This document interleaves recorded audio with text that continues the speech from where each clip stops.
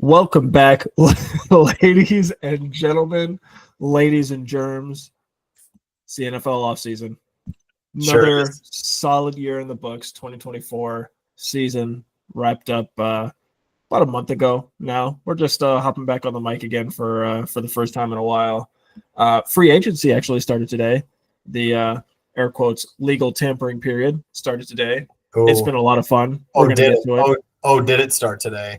We're gonna have a whole dedicated episode to that eventually. But man, I'm kind of tempted to start spilling the beans. But we got. Do you have a favorite move of the day so far? Oh boy, putting you on the hot seat. I'm tempted to say, you know what?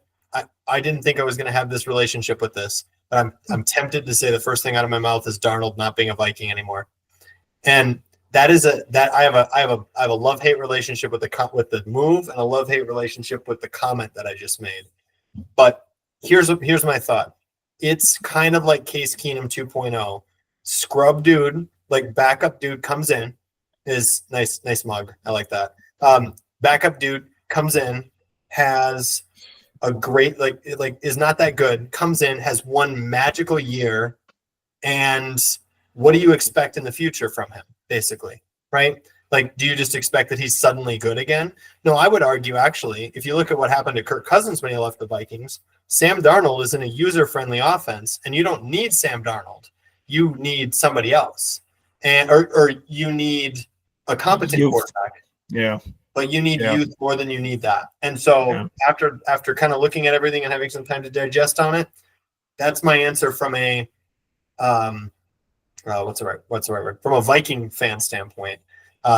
Geno to the Raiders is going to be very interesting. Devontae Adams is making a move. So hey, bro, Adams to the Rams was my answer. That's with Matt Stafford and Puka. I'm a little sad. I just saw that they said if they don't figure something out with Cooper, he's just going to get released. Yep. That's a little sad because him as the third. Come on, bro. And like I texted, so Kurtis is my witness.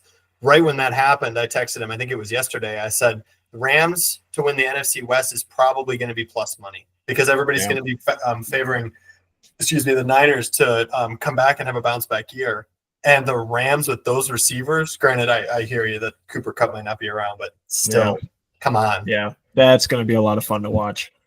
It's gonna be amazing. So a little sneak peek into the free agency. Nothing crazy. Obviously, some big moves happened today. I was a little concerned. I was telling Ren this the other day that this free agency wasn't going to be as spicy as last year's because last year's was pretty crazy. But this year's off to a pretty good start. It's off to a good start. Yeah, if I had to say so myself. Yeah, we're not where we were last year yet, but it could very well get at this rate. It could very well get there. It's serviceable. It's scratching the itch. Since we don't have football, this is doing its job for sure. Definitely. I just saw like less than an hour ago, Najee Harris signed with who did he sign with? No, now I'm clowning. Najee Harris just signed a move, and now I suddenly just as soon as I said that I forgot what it was. Goofy. I know. Steal the Chargers. Oh man, that's a great move. Yeah, I love that. Yeah, when I saw it, I was getting all kinds of warm fuzzies, and then of course, yes, that's pretty wild. Yeah, that's a great move for 1 year. A nice 1 year prove it in a run friendly offense. Oh, I'm ready for it. I don't know if it's gonna work, but I'm looking forward to the attempt. But that's that's like to your point, it's a 1 year investment, right? Like put him in that user friendly, run heavy sort of offense behind Justin Herbert too. Come on, this could be really interesting. I feel like I've got a hot take about Herbert later on in the show, but we'll get to that. All right. Yeah. So we want to take us through the outline. What are we gonna do today, Kirko? Yeah. So we're gonna do a little season recap. We're going to be talking about some of the bigger storylines from the year. What were some of the best and worst teams that we witnessed last year? How were we feeling about the level of play from the teams this year? We're going to do, of course, got to get a cloud of the year in there. I made an executive decision on who they should be early in the week because I was thinking that there is no other answer other than the couple of choices that we got here. We're going to do a little Oh, go ahead. I got one other. When we get there, I got one other one that deserves Right. at least deserves attention. I'm not going to put it in front of your two, but I got one that deserves attention. Sure. And of course, we got to recap the bets, see how we did. Make a case for why the Oracle is the best thing since sliced bread. I don't know, man. The scholars where it's at. We're gonna find out next year because spoiler alert. We're sneaking ahead. We're gonna do some shuffling of things next year, and we're gonna put the Oracle and the Scholar against each other. Ren doesn't believe in the power of the Oracle. That's what I'm hearing right now. I have yet to see something. You have oh well. You know what? I've got something for you. So we just got to keep going with this episode, and we're gonna find out if there's something there. Man. Which teams had the best season, Ren? Which teams had the best season? Well, who had the best season, bro? Unfortunately, just fanning the fire over there. Your Philadelphia Eagles had the best season, as they are not, and that's not just because they're the Super Bowl champs, but they were an absolute just bludgeoning to death team for most of the season. Other than the games that Jalen Hurts missed, there it is. He's wearing his Eagles. Oh, the Eagles were a freight train. Even when they played horribly, it was still just a nightmare to deal with them. And then when that defense got rolling, that's what I was. Go ahead, pack it in, bro. The breakout of Saquon. So not that we should be surprised because Saquon was he was great as a Giants running back, right? But Saquon, we said it several times. This is final form Saquon Barkley. Pair that with a very competent and in fact borderline stellar quarterback in Jalen Hurts and that defense. And good luck. And a lot of these guys, I've heard a lot of these guys are coming back for you next year. No reason to think that there's not a lot of teams in the NFC, I think, that are standing in their way at this point. The Niners just got gutted. Free agency, spoiler. Debo went to the Commanders. I've heard rumors about Ayuk. I just saw Juszczyk got released. Aging line, I believe. You have to fact check me on that one, but I would have to imagine. The Lions got their question marks. Yeah. And to your point, you mentioned offense is going to be staying together for a while. I think Howie's got a lot of the core pieces locked up through like 2028 or something crazy like that. That's a long time to make a run. That's how you try and set yourself up for a dynasty. Yeah. That's, obviously a very loaded term, but if you were ever to try and manage a team and facilitate that, step one, know what I'm saying? It's good positioning. There's no telling if you win another Super Bowl with this squad, obviously, because it's a very hard thing to do. But I think there are probably still some folks who would put a giant question mark on Jalen Hurts. We could sit here and debate probably for a while how fair that is. We'll see. It would be nice to see him do it again. Obviously the biggest knock is, Saquon is the leader of the team. When you can put up 2,000 yards on the ground, of course the quarterback's going to look semi-decent. But can he lead the team when that's not there? Is I'm sure going to be the questions. I think in a few games, in a few critical moments this year, especially down the stretch, he absolutely did do lights out, bro. And he needed to. There were games where he didn't need to, and he didn't put up a big flashy stat line or anything like that. But a lot of times he didn't need to. So don't turn over the ball. Good for the Eagles, and they had the best season. There were a few teams that were a big surprise, and actually one storyline I'm interested in coming up this year is going to be your NFC East as well, with the Commanders now suddenly being a pretty big threat. Jaden Daniels being a breakout star, and I'll just say, interestingly, for the second year in a row, the team with the number one pick, at least as of this moment, probably wishes they had picked a different guy. Which I think is kind of interesting. But anyway, he showed up. I don't think anybody expected them. I think them making the playoffs was a surprise, but winning 2 playoff games is actually, good for them. So that could be interesting in the NFC East going on. And they just got Laramie Tunsil from the Texans too today. That's a big move. Good. I don't know if I agree with what they gave up for it, but the skinny of it is, I think they're here to stay. I think Commanders and Eagles football is probably going to be must-watch TV for the next couple of years. It could very well be. And to your Yeah. point, you said that the Niners got rid of Debo. He's on the Commanders now. So that's going to be a right. good, like, sort of high volume, high reliability type of option for Jay Daniels. It's going to be very interesting to see how Kingsbury uses Debo and McLaurin as his 1-2 receiver, 1-2 punch at receiver. It's a good squad. It's a good wide receiver room suddenly. Yeah. Out of nowhere. Yeah. So looking forward to seeing that. Had some other good surprises. I mean, I would be remiss, we're talking about your Eagles, but I would be remiss. Come on, dog. Hey, I'd be remiss. It's for you. This one's for you. You know it's not going to be as celebrating and showboaty as yours. However, we'd be remiss to not point out that with a guy who was supposedly a scrub in Sam Darnold, came in and won 14 games in the regular season. Now, so many of them were fluky and so many of them were close, blah, blah, whatever. How hard is it to win 14 games in the NFL in a 17-game season? It's really hard. So good for them for doing that. I think, as I said before in my rant about Darnold, I think it proves that any competent quarterback should be able to plug in and give us a chance to compete. Will it happen? No idea. Gut check feeling on how the Vikings do next year. Where do they place in the division?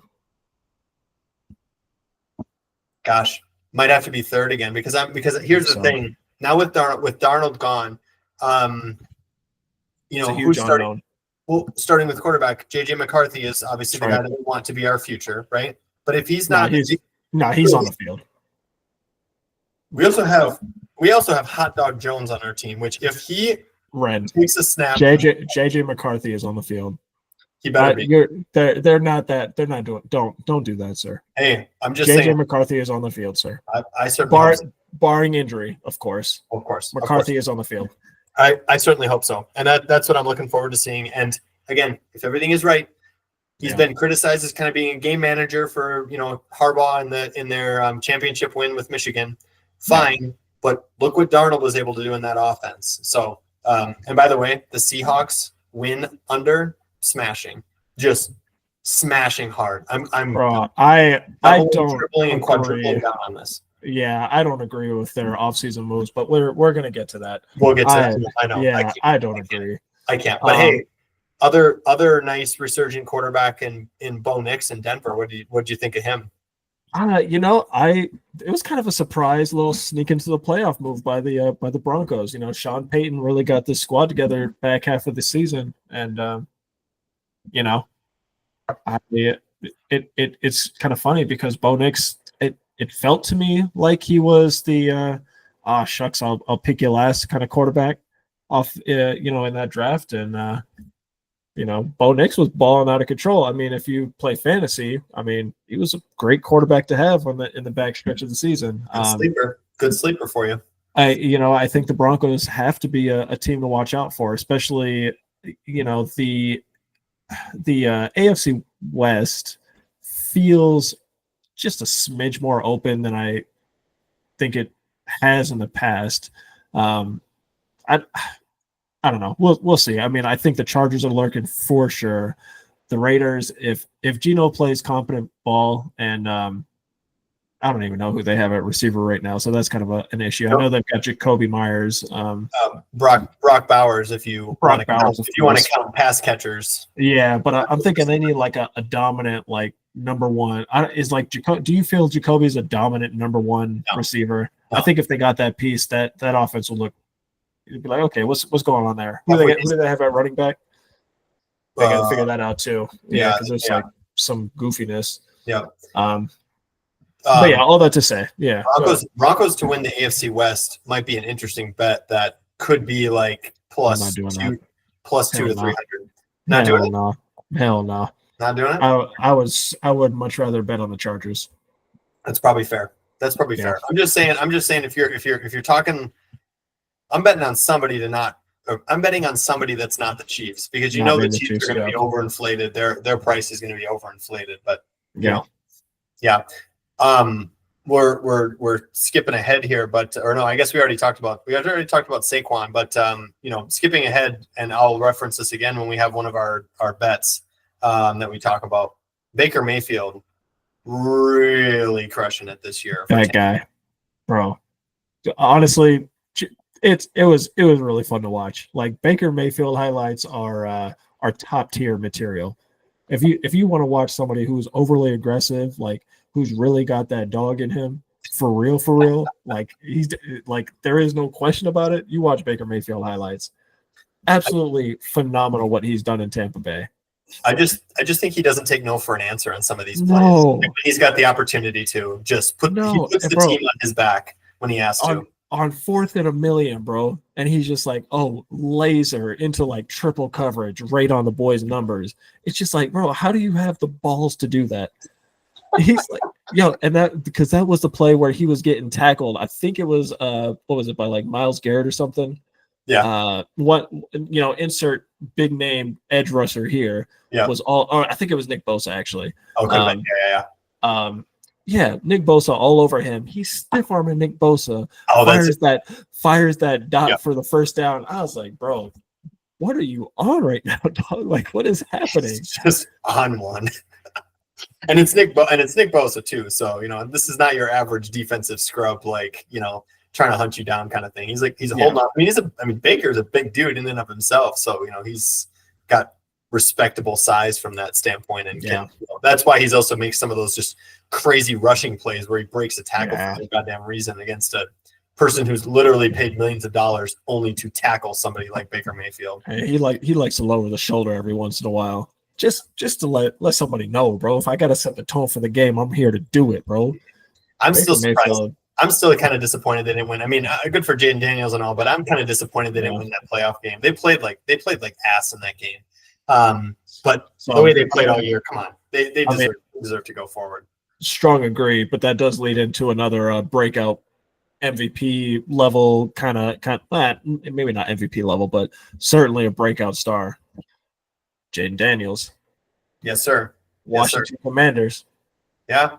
They were awesome this year, and like you said, they're here to stay. I mean, I think they're ready to build around him. It's also crazy to me that like just a year or two or whatever after Dan Snyder gets ousted, like they make the right pick, they make the right play, and they're in the NFC Championship game immediately. Like how bad does Snyder guys have to feel that they Dan Snyder his face should probably be our brand's logo.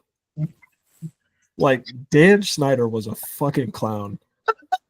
Like just a bro. Can we put him next to Jerry Jones? Nah, Dan Snyder is like I don't know what's better is if he's a step above or below in terms of being a clown.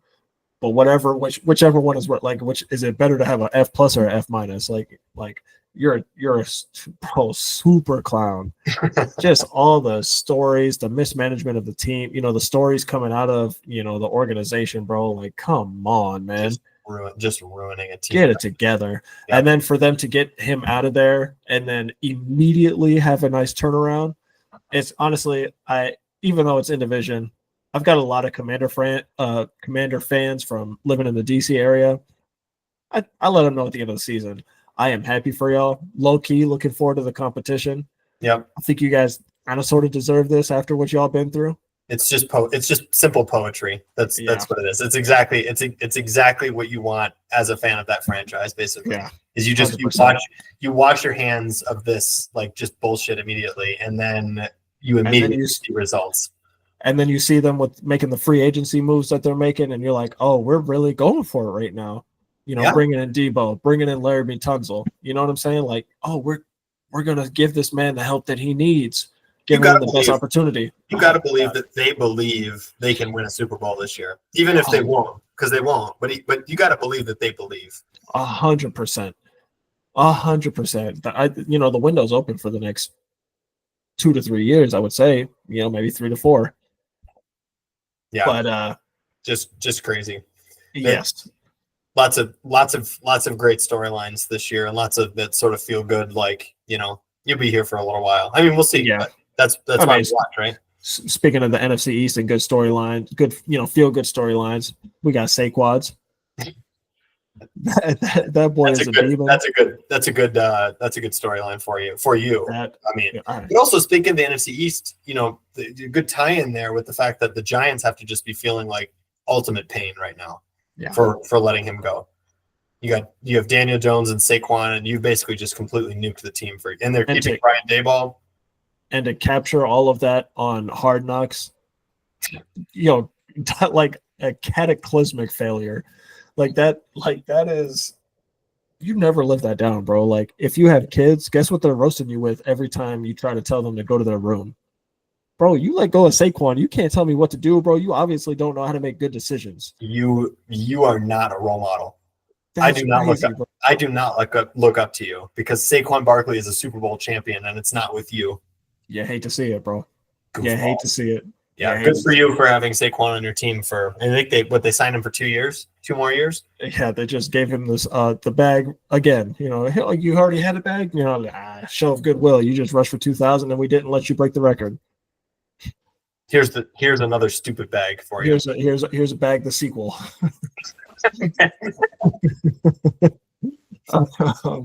Bag 2.0. I love it. Awesome. And of course, I think we should bring up Harbaugh's Chargers. Year one. I think you put this one in. Did I put this in? I did. Yeah. I did. From a breakout standpoint, and as a this is one of those things where you've got a lot of hype going into it, and we've seen so many times. I almost feel like it's more often than not when you've got a lot of preseason hype, you just fall completely 100% face first. Now, this team still has playoff demons that need to be exercised. Let's not forget that. However, they did live up to the hype this year, and Jim Harbaugh looks like he's got this team moving in the right direction. But you got a hot take, I think, that you were talking about earlier, and I don't know if this is where you want to bring it in, but kind of interested.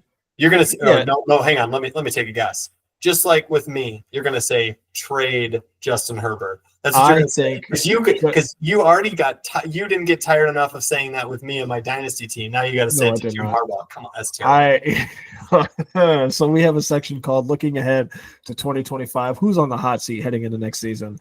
I think Justin Herbert has to be on the hot seat. 0%. Just a little bit. No, just a little bit. I almost had a comment. I had a comment in the Google Doc typed. I didn't click send because I wanted to talk to you about it in person over the mic. There is no way. This is a set it and forget it type of player for the next 3 years. You got the coach in position. You got the quarterback in position. You're done. But I'm curious to hear why you think he's on the hot seat. How far do they ever get into the playoffs? 0 games. How do people talk about Lamar? Playoff clown.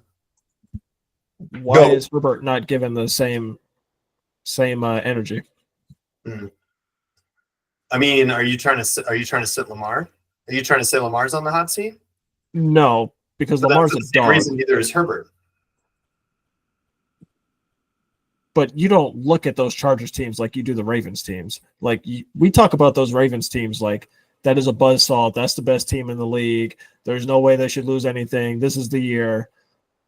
We look at the Chargers and are like, okay, they're putting together some good stuff this year. Hope they can get over the hump in the playoffs. Like it's kind of expected that the Chargers are going to lose those games versus the narrative of the Ravens is if y'all don't at a minimum make it to the Super Bowl, this whole year is a failure.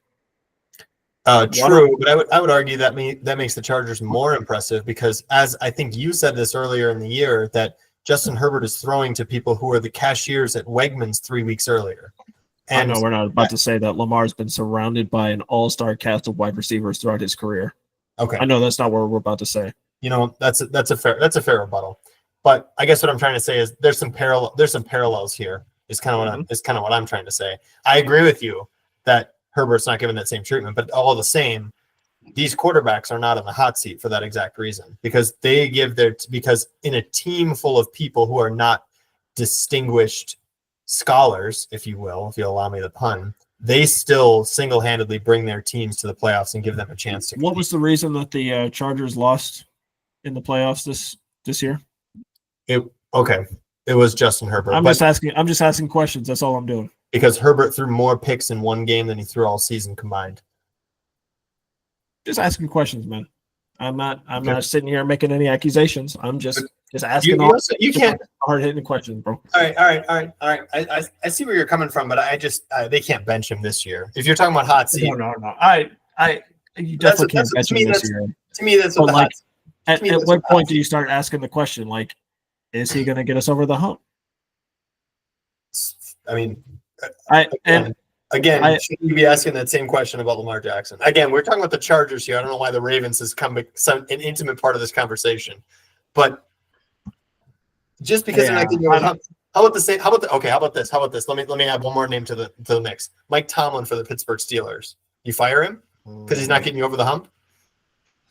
That's a very fair rebuttal, sir. I don't have a good answer for you. I'm gonna say no, because Mike Tomlin is definitely a great coach, and that would be crazy if the Steelers ever let him go, bro. That's a sign that the owner doesn't care. Yep. He's he's too lost off the coat. Maybe dementia. I don't know. Like something's going on, bro. Right.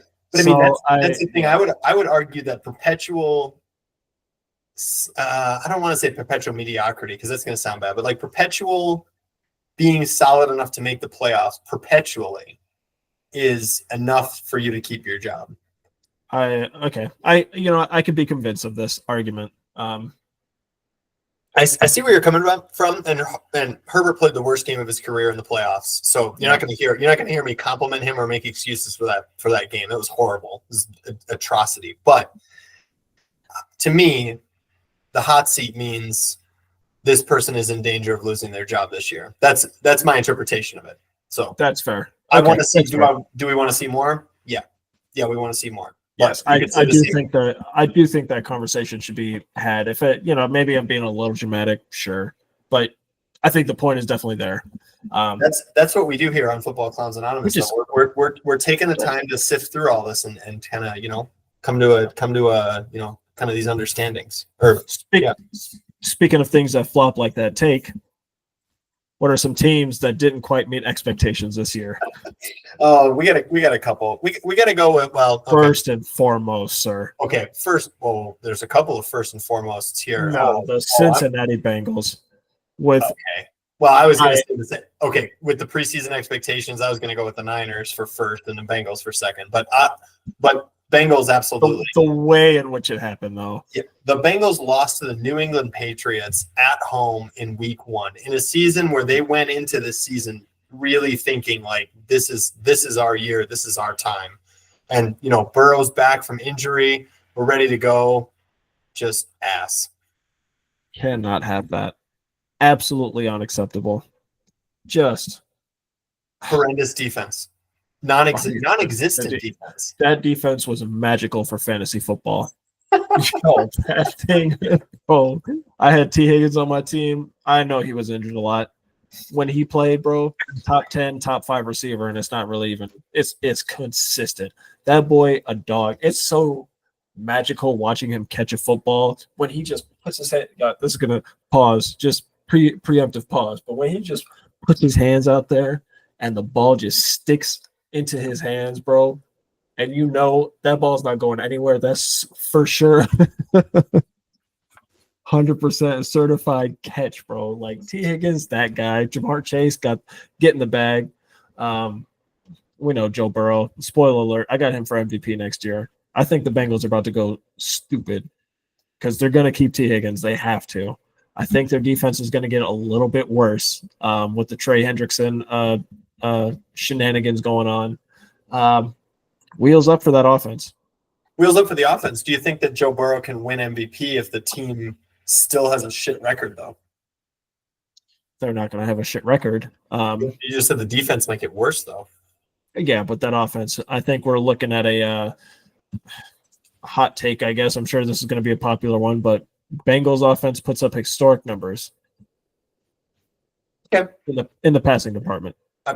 Wouldn't shock me. I mean, they were T. Higgins stays healthy. They were supposed to be that. They were supposed to be that this year. There's no reason why. There's no reason why they can't be that this year. Actually, be that this year. But there was no reason they shouldn't have been that this year. I mean, the defense was the one thing that was kind of holding them back. So I don't hate the Burrow for MVP take. I wonder what the odds of that will be. But I'm sure somebody like Mahomes or Josh Allen or Lamar Jackson are going to be favorites to win that. I gotta go with the Niners for just a moment, or I gotta pivot over to the Niners like I wanted to start with. Like the McCaffrey drama that you didn't expect. I mean, just came out of absolutely nowhere as a tone. This was a team that was in the playoff, was in the Super Bowl the year before, and they came into it thinking, this is our year. This is the year that we're going to do it. And McCaffrey basically missed the entire season. He's over in Germany having darkness retreats, probably with Aaron Rodgers, because we all know he wasn't playing football. And they just fell off a cliff in a big way too without him. So they were a huge disappointment, I think, this year to not even make the playoffs either. Like, Rams winning the NFC West, good for them, but like to not even make the playoffs, pain. Just crazy. So they were for me arguably the biggest disappointment. I would say that it's them or the Bengals, and I don't think it's even close after that. Sure. Yeah, and I mean, honorable mentions. We had the Cowboys, Dolphins, and the Falcons with a question mark. I mean, do we actually how are we feeling about that Falcon season? Because they bring on old, coming off an injury, Kirk Cousins for way too much money, and then draft Michael Penix Jr. at the 8 spot just in case. Well, why'd you get this man? Yeah, and then realize that Kirk is a scrub basically, and then Kirk Cousins comes in. The guy that you gave the bag to plays like you could have just picked up any old schmuck off the street if you were going to take a number 8 quarterback and let him develop behind a quarterback. That's right. I'm sorry, I'm getting ahead of myself because they're not actually going to be my play. The Falcons are my honorable mention for clown of the year because of those quarterback moves and how they sort of mismanaged that whole sequence. Is Penix going to be good next year? Maybe, but like, you didn't have to do this whole Kirk Cousins this Kirk Cousins experiment that lasted 3 months only for you to find out that it wasn't going to work. The overhype going into it can't handle it. I would like to point out somebody with the gift of sight. I think he might have mentioned that this is probably was how this was going to unfold at the beginning of the season. Somebody said that you and your wife wouldn't regret the letting go of Kirk Cousins, and that you would be ushering in the new age of Vikings football with open arms. Who is this mysterious sighted individual, sir? Please do enlighten me. The Oracle. The Oracle predicted this. I see. Well done. I will say. Okay, so good take. But I gotta take credit when they magically appear, because it doesn't happen often. This is how you have to do it. I will say I agreed with you on the Falcons not being that good this year, being sort of overinflated in their hype. I wasn't excited about the Vikings going into this year. We all know that, and it's going to come up when we do our worst bets of the year. That's fair. So I had half of it right, but I must confess I do not possess the sight powers that you do. All right. It's a rare gift. I just try to help the people with my gift. That's all I do. Speaking of gifts, 2024 Clown of the Year Awards. Who gave us the gift of just pure debauchery? Debauchery? I think it's debauchery. I'm gonna throw one out. I know you're probably more excited to talk about I don't know if we're actually more excited to talk about the I'm curious who yours is. Okay. It's the New York Jets, because they brought in Aaron Rodgers 2 years ago, and he got hurt on the first game. He threw like 4 passes, and then he got hurt. This Jets team has now invested 2 miserable, pathetic years in hoping that this old man can resurrect their team. They even brought in a coach that some thought would be, reasonable, and then they fired him because we got to fire the coach or a Super Bowl champion who's got a lot of like social media street cred. So we're going to fire the coach instead. We brought in Aaron Rodgers' buddy. We're going to just try to make him as happy as possible. And guess what? You find out he's still just bad at football. So the Jets have wasted 2 years on this now, basically, and now they're moving on to what? I mean, I'm not even sure. I'm not even sure what they're doing next. They have Kenny Pickett. Kenny Pickett. Oh, that's right. Wait, was it Kenny? Yeah.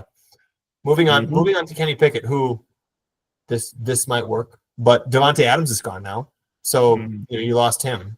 So anyway, I think all I'm trying to do here. No, I'm thinking about the Browns. The Jets just picked up Fields. I'm tripping. Yeah, that's okay. That's right. I was gonna say there was just a move, and I didn't think that was it, but I've seen way too many notifications today to fact check you. Yeah. Regardless, are the Jets going to be good with Justin Fields? No Devontae Adams? Yeah, they got a good defense. But regardless, it's not about this year. Or it's not about next year.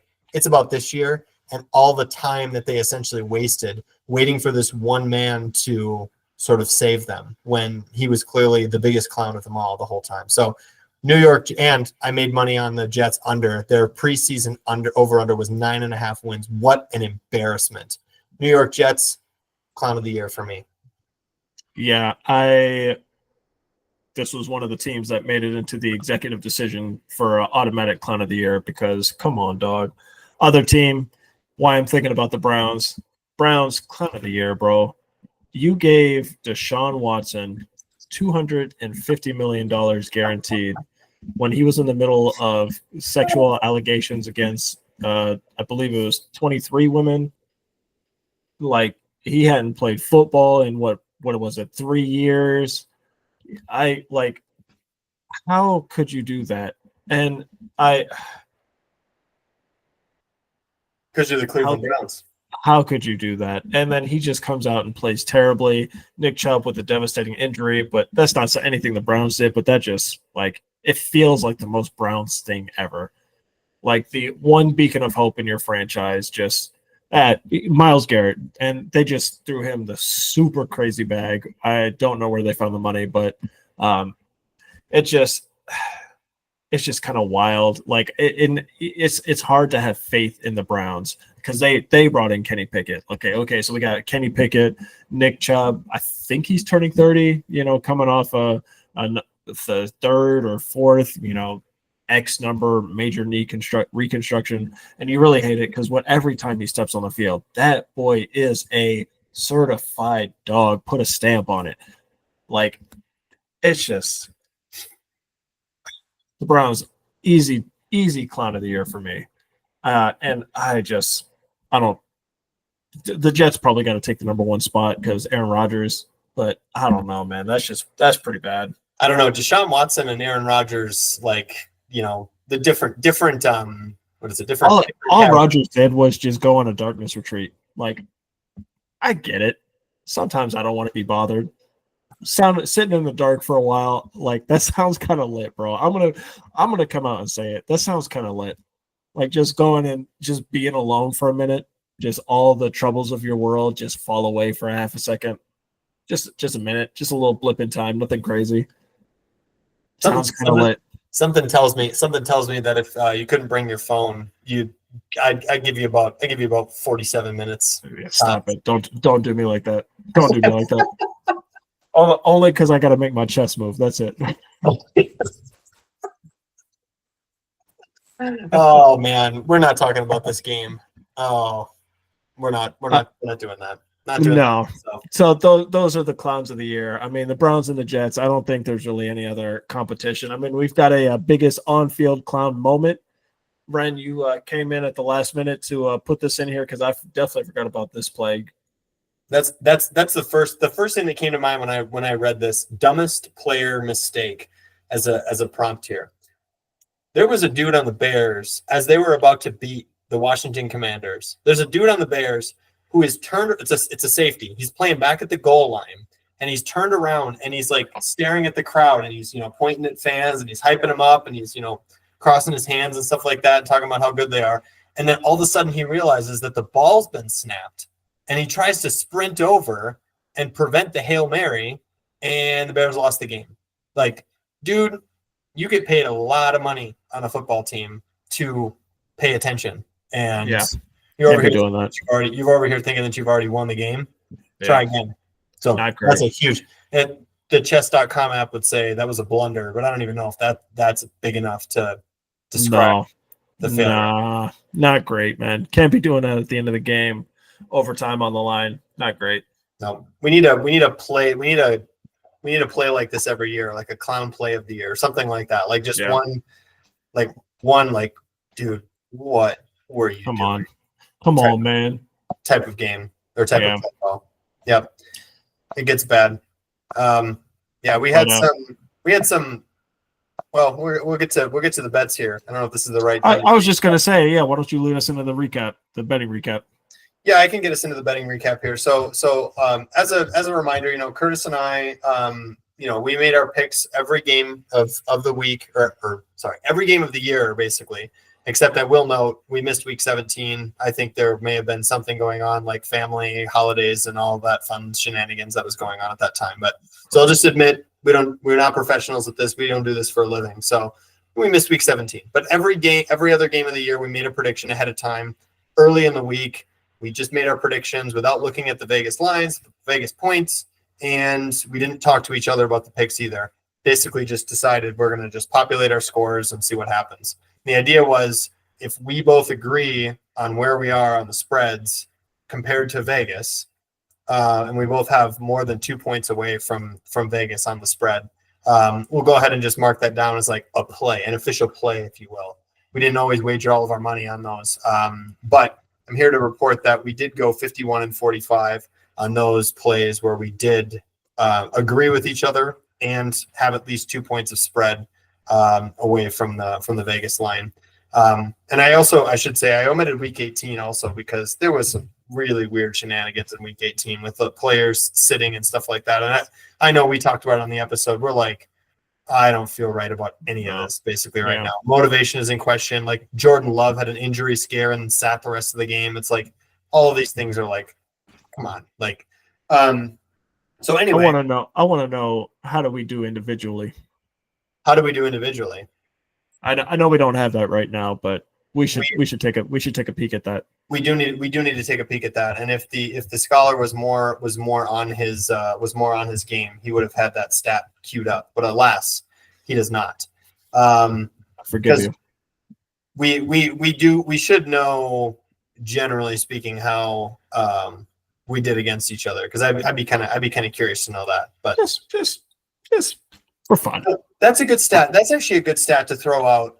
That's a good stat to throw out right before beginning of next season, because we're gonna be talking about a little competition that we're gonna be doing this year to see who can do the best. So, yeah. So anyway, we are going to be making some changes to the format next year. I wrote down here that we have a strike rate of 53%. That's enough to beat sort of the Vegas odds if you assume everything is minus 110. It's enough to beat the Vegas odds and break even and make money. So we didn't wager on all of those plays. We probably should have. And to your point, Kurtis, I noticed that we got worse as the season went on, actually, oddly enough. And that's interesting. Yeah, kind of to your point that you've made before about how, there seems to be opportunities early in the year for when you kind of have a feeling on something that the betting community, if you will, hasn't quite figured out yet. Yeah.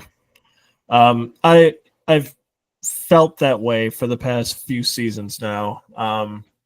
And I don't know if there's any signal there, but it's very much a feelings, no facts. I don't know how to prove that out other than I guess just keep placing bets and seeing how it goes. I mean, when we look at our best bets of the season, the Oracle did well in weeks 4, 6, 10, and 15.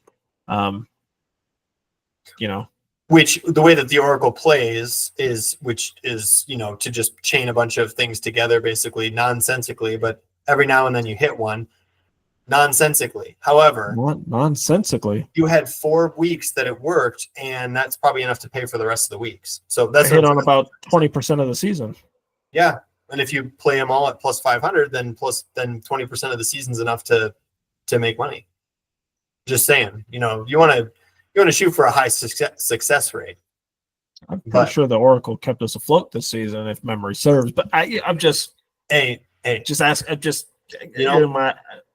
I don't take notes on these things. I don't know. I don't know. I mean, I seem to remember a fair number of wonderful teaser legs that when the Thursday night game happened and the Oracle's 7-leg parlay was already dead, that the scholar held us down with some nice teaser bets to keep the ship moving along. In particular, I placed a lot of money. I bet the farm basically by my own betting standards on this divisional round teaser leg, Chiefs -2.5 against the Texans and Bills +7.5 against the Ravens. There's no scenario in existence, barring a catastrophic injury.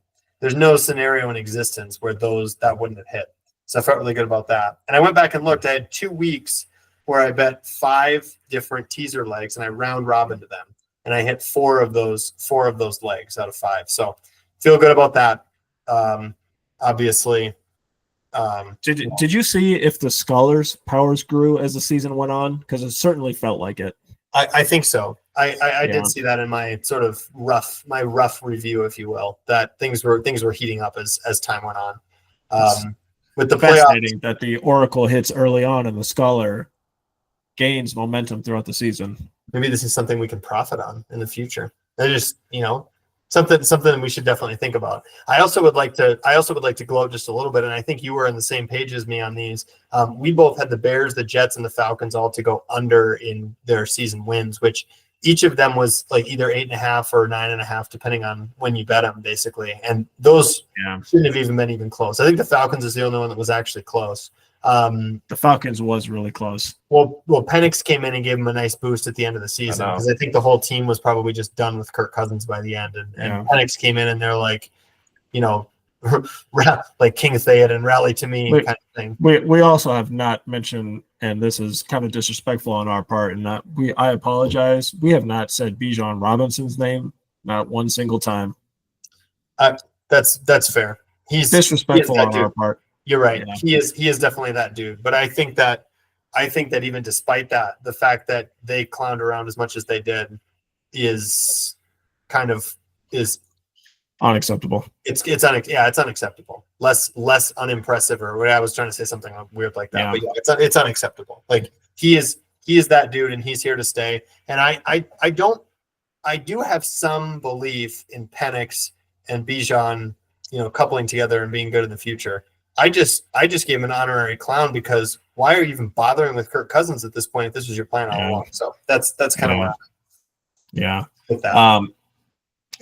Speaking of the NFC South, Bucks to win that thing. That was a beautiful bet. That is one of my favorite bets I've ever placed before. And to be honest, I'll give you credit. It was your idea. I threw a nice 5 spot on it. It was one of my favorite bets because it was the most fun to sweat all year. Plus 320 for the Bucks to win, which is completely ridiculous in preseason. The number of times that Ren came to me and was like, "Hey, do I cash this out? I'm in the black right now." I was like, "Bro, I think we got to ride this one out." We were going through a lot of what if scenarios, and some of them were kind of convincing. Like, okay, if the Bucks win this game, look at their schedule, and then they're not going to win these, so like they're blah blah blah. And Ren, you wrote it out the entire season. You wrote it out with me. I'm proud of myself, and it was week 18. You should be. It was week 18. It came down to week 18, so that was how stressful that was.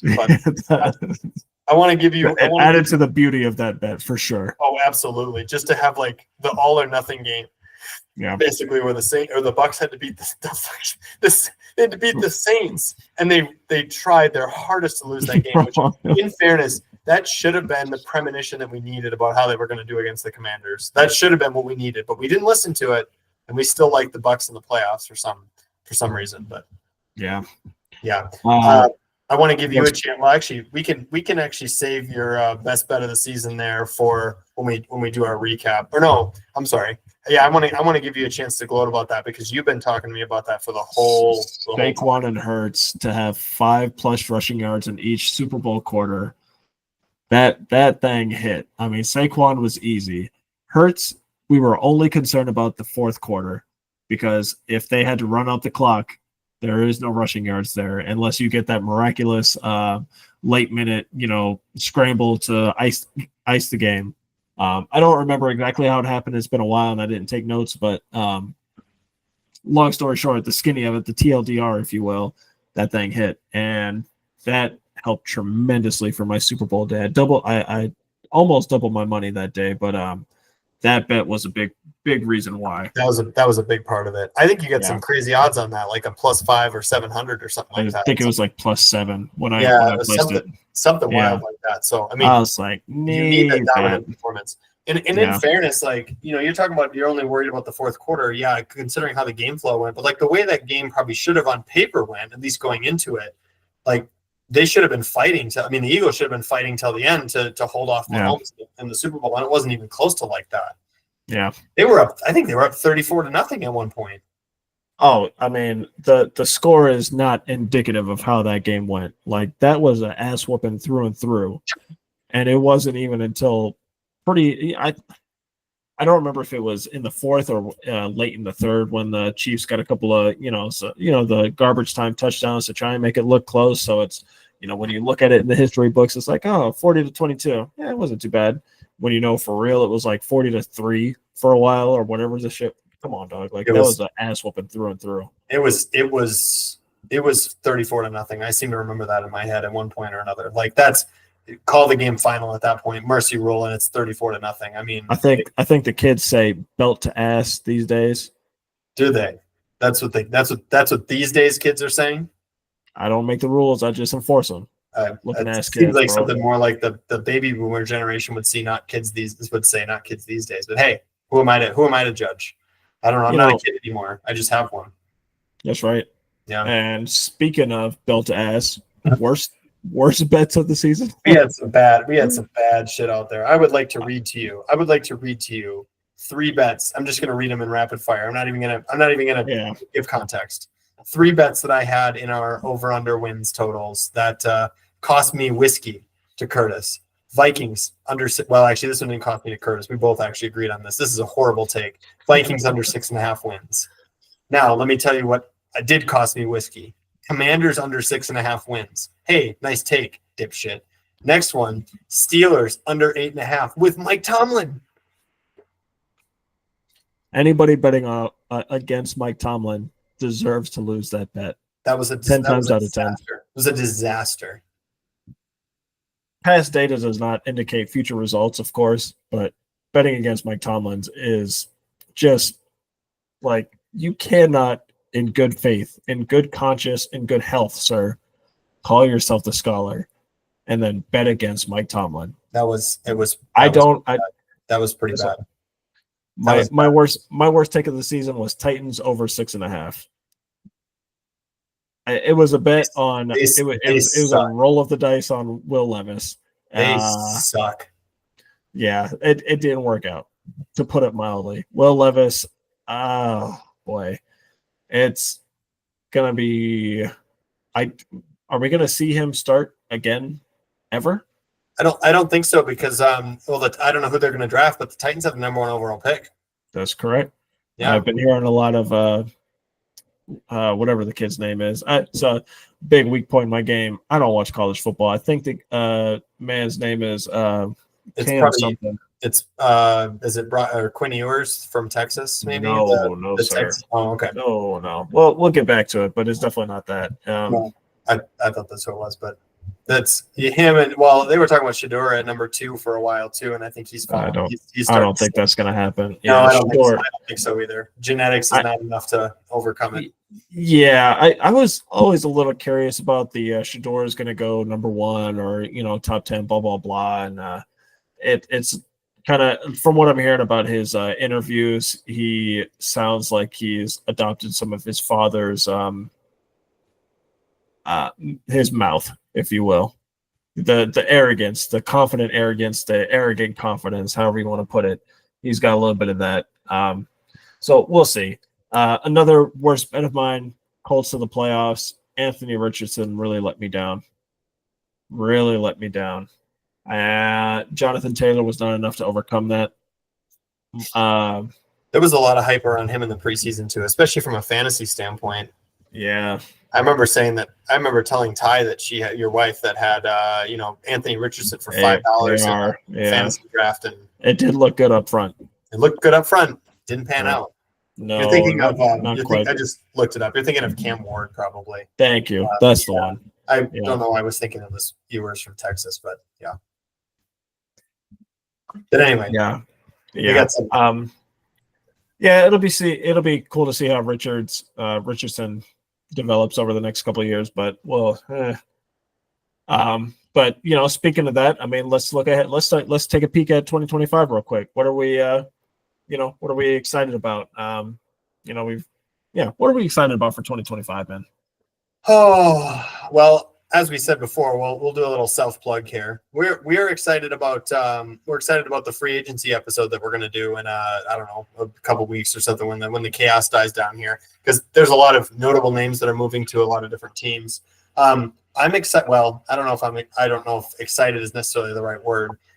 2 number 1 picks from the last 2 years. I'm interested in Caleb Williams and Bryce Young, and whether or not they can cement themselves and take a step forward, or whether or not we're going to be talking about them sort of taking a step backwards, and potentially, losing their starting job sooner rather than later. Bryce Young looked decent at the back half of the year. Can he resurrect his career after getting benched earlier this year?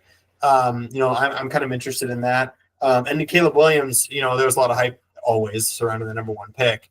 I don't think he didn't do enough to make people feel good, but I also don't think the Bears team was such a disaster that I don't know that you can necessarily say he played horribly either. So kind of curious to see how that goes. And then, we're talking about. So the Bears, I mean, they're, a couple of notable early free agency moves. I mean, they've added to the line. They got Joe Tooney from the Chiefs. And they brought in another person from the line. I don't recall his name off the top of my head. So I mean, they're putting the pieces in place to try and make it work. So I agree. I think this year will be a little bit more telling. I'm curious what they'll do with Keenan Allen, but DJ Moore and Roma Dunze, I think, is serviceable. It's definitely serviceable. I think that's something. Yeah. Oh, yeah, for sure. So I think that'll be interesting. I'm kind of curious about some other quarterbacks that we've seen for at least a little bit longer now, and wondering whether or not it's going to be time to move on from them. I'll just rapid fire here. Trevor Lawrence, he's been in there for a while, keeps getting hurt. Is he eventually in trouble? Kyler Murray, is he eventually going to be in trouble? And last but not least, I think this one's a little more of a stretch, but Jordan Love, how long do Packers fans hold out on a guy that's definitely shown flashes, but has also definitely shown flashes the other way? Concern. Yeah, so rapid fire back. Jordan Love, I think he gets this year is his last grace year, and the next year, if he's not performing, that's when we ask this question for real. Fair. Trevor Lawrence, I think, at least listening to The Athletic, those guys over there, like, there are some question marks around Trevor Lawrence every once in a while, and I think I agree with that. He's, for the hype that I heard around him coming into the league, this ain't it, bro. Like, this is not what you would expect. I think the most interesting one, Kyler Murray.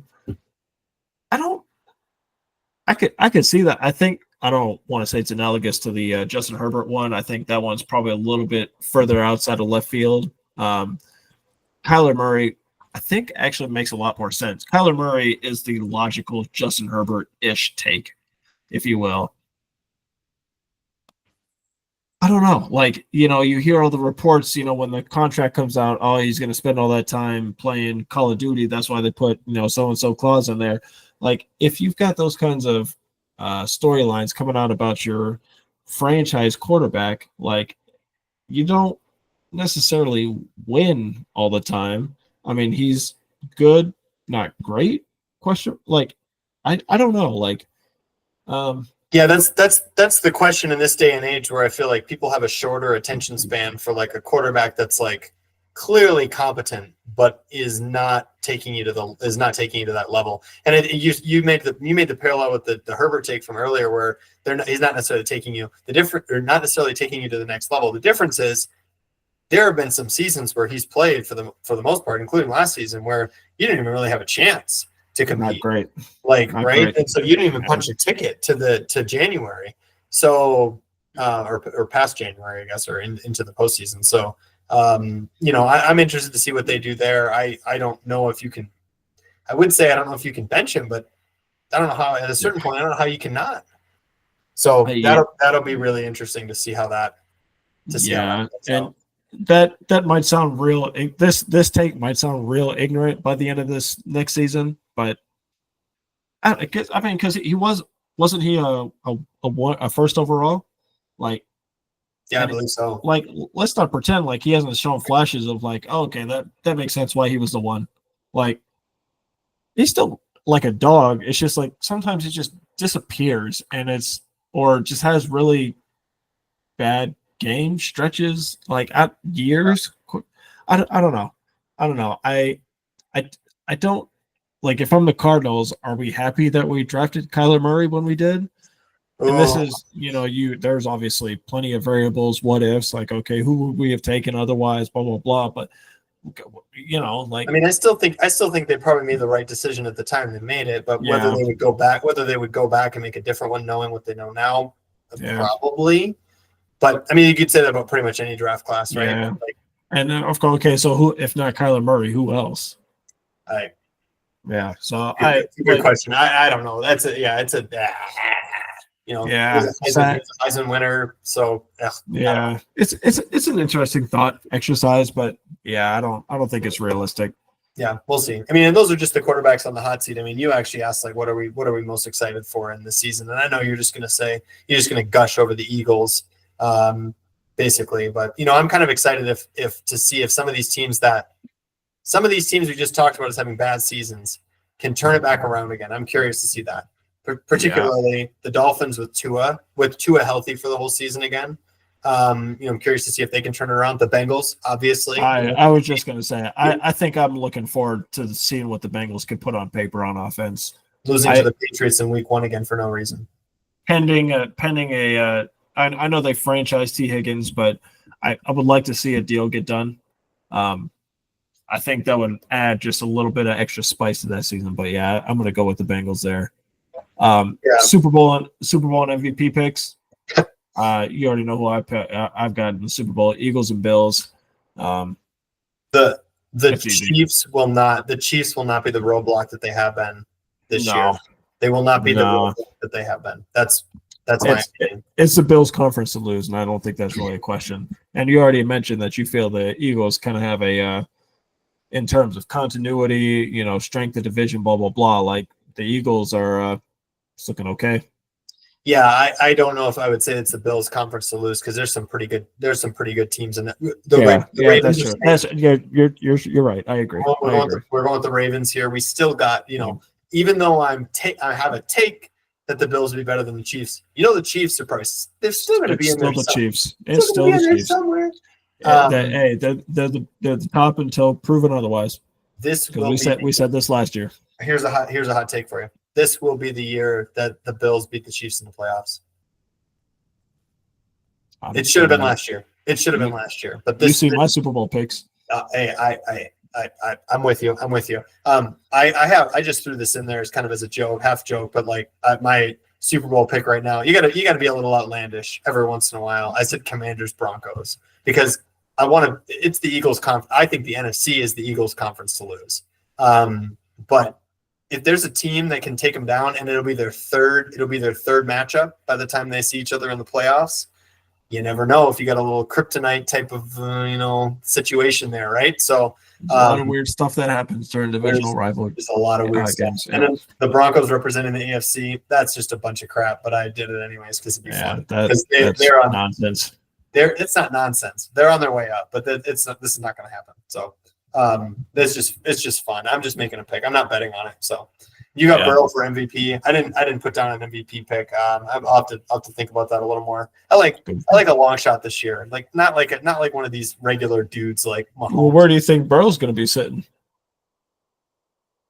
I don't hate Burrow. Okay, you're right. I don't hate. That's what I'm saying. That's going to be the long shot that you want. He's not going to be the long shot that you want. That's going to be a nice finger roll in there, bro. That's a nice finger roll bet, bro. What you mean, bro? Just some finesse. Ooh. If you like the Bengals this year, I tell you what you need to do. You need to bet $100 on Joe Burrow to win the MVP, and consider, maybe don't do it, but consider cashing it out in like October when they're 6-2 or something like that. I'm gonna do this. Because I know when I hit on this, you're going to be disgusted that you're the reason that I cashed out on $100 bet for Joe Burrow for MVP. When like Geno Smith wins the MVP and you cashed out, you can make double your money. Stop it. Come on, man. We got some dudes on new teams. Maybe that's more of a comeback player of the year than that material than MVP, but we'll see. Yeah, I mean, I don't hate a guy. To be honest with you, I don't hate a guy like Jaden Daniels, even in his second year. Like, I don't hate it. What I'm saying is, I don't hate it at the price I will get. How about that? I can see making a couple of different, dropping a little MVP bet here, a little MVP bet there. Nothing crazy, just a little. Yeah. Just wait. It's like playing roulette. Yep, I like it. I'm thinking this is a cash out in like week 10 for me because that's just kind of how I'm looking at it. But anyway, we're coming down to the end. You wanna take us through what we got cooking for next year? Yeah, so we're gonna be trying to make some changes to the podcast next year. We're gonna try and become a little professional. Nothing crazy. Just add a couple of extra ingredients to the recipe that we got cooking up here. Well, we're off to a hot start in this episode. Trying to be more professional. Come on, man. That's right. So we've been traditionally put out one episode a week for the most part. I mean, pending or barring other life events that may or may not be happening. May or may not. Yeah. I mean, who's to speculate? Yeah. So we're gonna do a little recap show, a little prediction show. And we know there are other football clowns out there, so we're going to be building out the community, football clowns community. Going to get the IG popping, got to get the Discord popping. I know for a fact if we put together a Discord and our shtick is to attract football clown degenerates, the Discord's about to be going crazy. Going to want to be in there. Absolutely. I think the change I'm looking forward to the most, because Red has been talking absolutely crazy. One thing we didn't get to is our future bets competition. We're gonna get to that. That's the next episode. We're gonna at the top of the episode we're talking about that. Ren wants to have the Scholar and the Oracle go head to head on predictions. So I think this is there's a broader thing here. As part of building out our community, I think the number one thing is that the Oracle and the Scholar have got a score to settle right now. We've been trying to team up for a little while, and as the year went on, we drifted our separate ways with our alter egos, and now it's time to see who actually can get the bag, basically. So what we're planning on doing is having some kind of a competition. We don't know what it is. It's going to be public, where Kurtis and I are going to go head to head with our alter egos, basically, and we're going to encourage all of you, our loyal football clowns community, to join in on this competition and follow along. There may be some kind of incentives we don't exactly know yet, but you'll have the opportunity to join in on our competition. Basically, the idea is we spend a lot of our life, probably more than we should, staring at football, consuming football stuff, analyzing football, this and that. And we want to see if you can beat us at our own game while we are also simultaneously going head to head. So I look forward to winning, first of all, but look forward to seeing which of you can kind of rise to the top as well. And, we'll have shout outs on our episodes for those of you who are doing well at beating us at our own game. Well said, sir. I will go ahead and save you all the suspense now. Yeah, you won't, but I welcome y'all to try, of course. Yeah, I mean, that's what we're plotting and scheming for the next season. Please stay tuned for we gotta break down the free agency. Draft is right around the corner. Then of course training camp is right around the corner. We're gonna be getting ready for our fantasy drafts, and then it's 2025 season. It's gonna be here. The Super Bowl was 1 month ago, and Kurtis is acting like training camp is right around the corner. I'm ready. You can't wait. Ready. Oh man.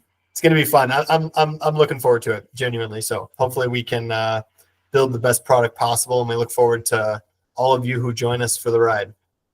Yes, sir. And with that, catch y'all next time. Absolutely. Peace. See you for a free agency.